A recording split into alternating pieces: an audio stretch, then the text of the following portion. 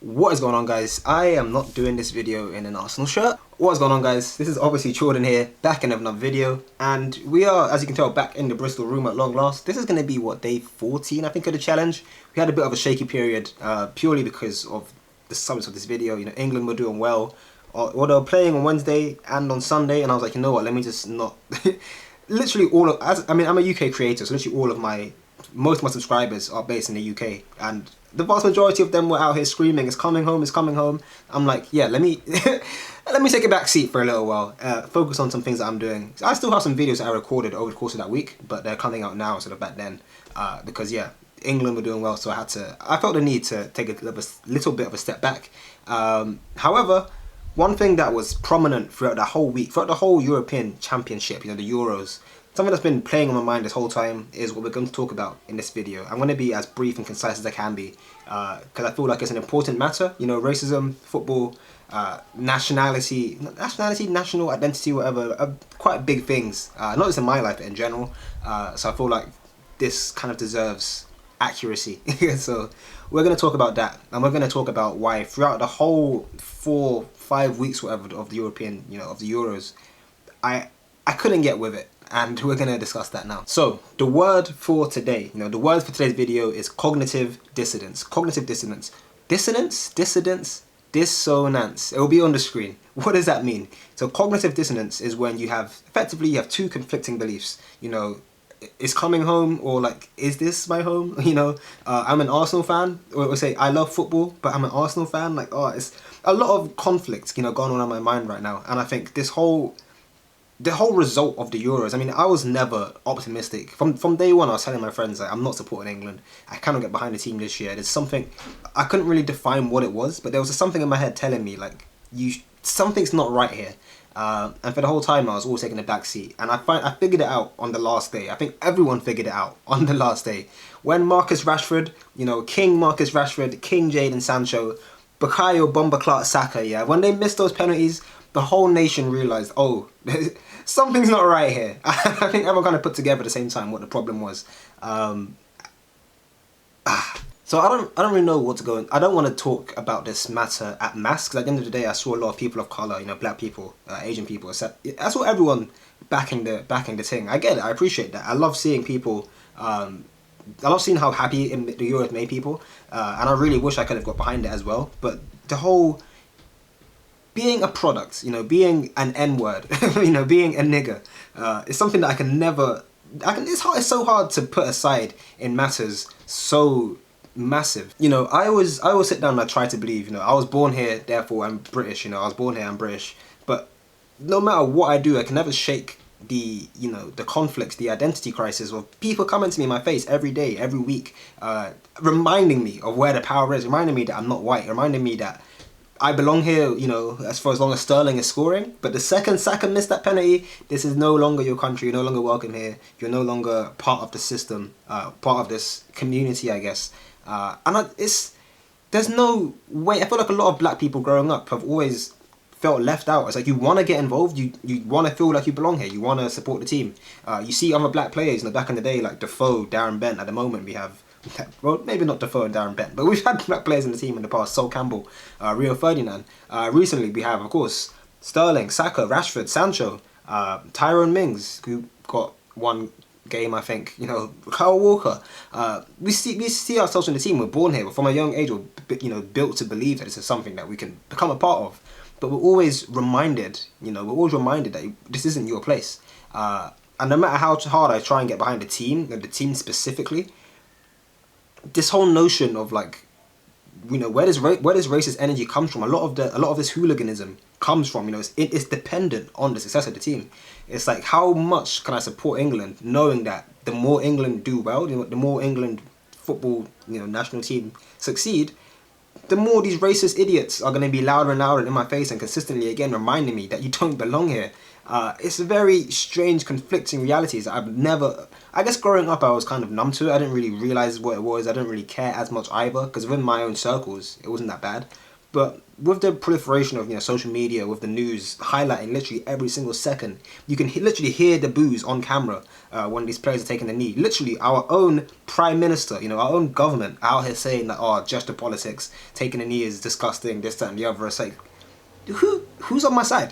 who's backing me in this corner? There's no, as far as I can tell, there's nobody in this corner. I could be sitting here with friends in a pub, and I'm like, this isn't. No other day of the year would I feel comfortable in this pub. Why am I, consciously buying drinks, putting money into your institution, powering the system that literally, again, constantly reminds me that I don't belong here. It just doesn't make any sense. I don't really want to go on and on about this, because I think me as an individual, and also I feel like a lot of black people, people of colour in general, kind of knew this was going to happen. A lot of people were surprised. Oh, they vandalised the Rashford Memorial. Oh, they vandalised this. They booed this. They were fighting at the clubs. And literally, as soon as Rashford, not even Sancho or Saka, as soon as Rashford missed his first penalty, I was texting all my boys, yo, if you're in a pub, get out of there, bro. Get out of there. It ain't safe. And everyone knew this. Within our communities, we knew that. For a lot of white people watching the Euros, it was like, oh, Saka, please score, Saka. For me, it was like, Saka, please don't miss, bro. Don't miss. I got plans tomorrow. There's no way I'm walking down the street tomorrow if Saka misses that penalty. And which of course he did. And hey, man. I think to kind of like tie this up, I think one thing that I think is important, that I've seen people trying to support it. I've seen people backing it up, saying, oh, you can't be rude to Rashford. He's fed our kids, he's done this, done that. Saka is only 19, da da da da. And I appreciate seeing people, support the cause. But one thing that I cannot end this video without drawing attention to is, like, it doesn't matter what Rashford does off the pitch. It doesn't matter what Saka, how old he is. It doesn't matter how good Sancho's potential is, or Dortmund, or blah blah blah. These are free, not black players. These are free English players representing England on a national level in a cup final. Okay, these are free players. It doesn't matter what they've done. It's never acceptable. It's never okay to call them anything. It's not, don't use that as an excuse. Oh, you can't do this to Rashford because he's done so much. I don't care what he's done, bro. He's a player. We show him the same respect we show anyone else. If Harry Maguire missed that penalty against Denmark, Harry Kane literally did miss a penalty. Granted, he scored the follow-up. He missed the penalty. I didn't see anyone saying anything. I didn't see anyone saying anything. I saw people always mentioning, oh, Sterling's played so well. How come he's not getting on the front of these papers? Or the narrative this, narrative that. Again, I'm not surprised. I get it. I know who this country belongs to, and I know it ain't me. But at the end of the day, I'm not surprised. But I don't want people to think that, it shouldn't be the case that you have to be exceptional to be to be worthy, to be accepted. I don't want to have to reach the crazy heights Rashford is reaching at 23 years old to be allowed to miss penalties. I want to just be able to play for England and miss a penalty if I want. And I don't want to be like, oh, what, you've only got 500 subscribers. Okay, you can hold all that abuse. They don't care about you. Like, this is something that I feel like, again, people, no matter what side you're on, just remember, it's not about what they've done. It's about the fact that they're human beings. Nothing else matters beyond that. It doesn't matter, maybe he's this, maybe he's that, but he's done this, she's done that, they work here. Forget about all of that. We're human beings. I'm not just a black man, I'm a human being, yeah. No matter what I do, unless it's, if I do bad stuff, obviously I do bad stuff, that's different. But no matter what I do, I don't want it to influence the way I'm perceived, in the sense that no black person should have to be exceptional, again, to be accepted. And that's something that I think is very, very dominant. And that's very, very quite scary, actually, that I've seen from the response to this racially fueled hatred acts. But yeah, the final thing I want to say, because I remember telling my friend, I remember seeing people of colour all gassed up early in the tournament, and from day one I was always like, I can't get with it, and I was telling them on the phone, like, just bear in mind, the second England stop performing, you're no longer welcome in these pubs, you're no longer welcome in these circles, Box Park will return to being a hostile environment, okay, be careful.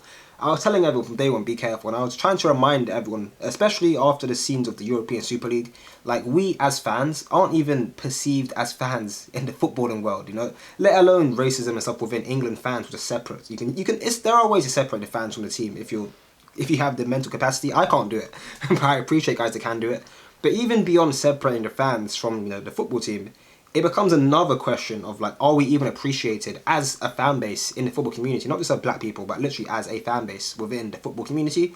And what the European Super League has kind of shown me is that we're not. I mean, we are products. There are legacy fans, what they said, legacy fans that go to the games. But the rest of us, we're products, We're paying for stuff to watch on TV. We're buying the shirts. This is why they release so many shirts per season. We're buying the shirts, buying the boots, all the sponsorships, all the brand deals, all the money we're putting into these businesses, which I kind of talked about briefly in my love-hate, I don't know what I called it. I think it was a Dear Arsenal, the previous video. I kind of talked about it from the Arsenal perspective, but as a black football fan perspective as well, it's like we are, in many ways, being commoditized. We're becoming products. We're becoming average expense per game. We're becoming sources of income. And what that reminded me of, and how that separates me again from the national team is like, do you seriously expect me? I know how the system works. I know how the FA, you know, how they treat grassroots. When it came to Project Restart, it was, oh yeah, Premier League can keep going, but Championship, you know, you lot don't worry about that. League One, don't worry about that. If you're not league football, you lot can stay at home, but the Premier League, that's got to stay on. Why is that? Because of money. Because of money. We're systems, you know, we're products. And again, I'm constantly being reminded, like, why are you seriously expecting me to go out and buy an England shirt, you know, go to a pub and put money into the system that, again, is actively rooting against me? I'm going to go out and buy an England shirt for the FA to put that money where? Who are they giving that to? They're giving it to more and more businesses. Like my friend Michael, even though I disagree with like 95% of the stuff he said on the matter, he said something that was really, really important regarding the black community and in many ways of how we navigate, I guess, the economic structure of society or whatever, how we navigate the world. And it's like within several communities they kind of get their money and they keep that within their spaces. I'm not gonna stereotype or, you know, generalize for any individual community, but you see, for example, the South Asian tribe, you know, they're a lot more entrepreneurial. You see a lot of these corner shops, these guys making their money their own. They know what they're doing. They have a strong sense of community. Within the black community, at least in the UK, when you're thinking of like, oh, I want to invest in more black-owned businesses, like I don't even know where to go. You can Google it, ask your friends, but we don't really have that same structure in place. We don't really have that same strong sense of community, at least not in a financial perspective. And what that means, you know, what Michael's point was regarding, it wasn't specific to Euros, but you know what that kind of meant in a bigger picture and how I interpreted it is like, we make our money and what do we go and do? We give it straight back to them. And I'm not even talking about, you know, handing it back. I'm talking about like taxes and stuff, obviously a thing as well. But it's like, we don't need Rolexes. We don't need iPhones. We don't need the latest tech. We don't need to assimilate. We don't need to adapt to be accepted. Do you? Like, please, all the people that watch this video, please, do you? Stop buying this stuff. Stop giving the money back to them. We gotta start taking this money back to our own places. I don't even want to see, going back to Arsenal, I wanted to see Dangote buy the club off of Stan Kroenke. No more. I don't want to see a Nigerian, you know, the richest man in Africa, Nigerian billionaire who made all this money in Africa. Do not, under any circumstances, give that money to the Americans. Don't be out here talking Stan Kroenke, yeah, here's £3 billion to go and oppress more black people. I want to see that Nigerian team in the World Cup. But my friend was telling me, I want to see them win the World Cup. I don't think we've ever had a non-European or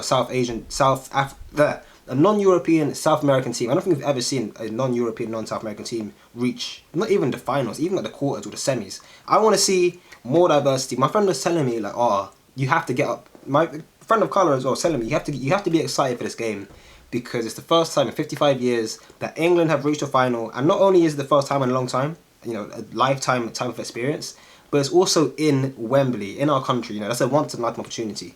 And I said, bro, as much as I want to be excited to see more colonizers doing colonistic things, I'm not going to be excited until I see an African team reach the final. That's what I want to see in my lifetime. I don't want to see, oh, once in a lifetime England final at Wembley. No. Once in a lifetime, I want to see Nigeria versus Ghana in the semi-final, in one semi-final, and the second semi-final, I see Guyana versus Seychelles. That's where my parents are from. Guyana versus Seychelles, Nigeria versus Ghana in the final, and then the final between Seychelles and Nigeria. And I want to be the manager. That's my once-in-a-lifetime achievement. I don't care about the Euros at Wembley for England. I care about seeing people that I recognise in those positions of power.